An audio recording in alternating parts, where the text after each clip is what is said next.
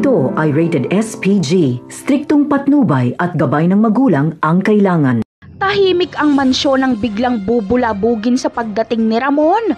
Agad niya nga hanapin si David sa pangalang Tanggol. Masaya namang sasagot si David at papa ang tawag niya kay Ramon. Ngunit sa pagkakataong ito ay galit na galit si Ramon at tinutukan niya ng baril si David. Ayon kay Ramon ay naloko daw siya dahil hindi ito ang kanyang anak.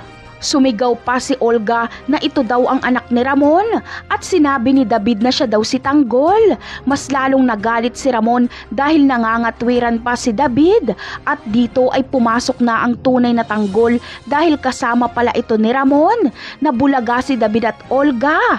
Agad namang binaril ni Ramon si David. Gulat naman si Don Julio noong makita niya ang tunay na Tanggol.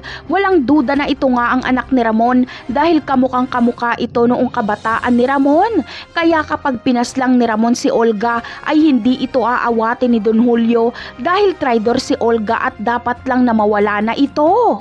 Aminado si Don Julio na pati siya ay nagkamali sa pagkilatis kay David at sa pagtitiwala kay Olga. Ganun pa man ay tuwang-tuwa siya kapag makikita niya si Tanggol dahil naaalala niya ang kabataan ni Ramon. Kaya hihilingin ni Don Julio kay Tanggol na sana ay lagi itong bumisita sa mansyon kapag nasa labas ng kulungan.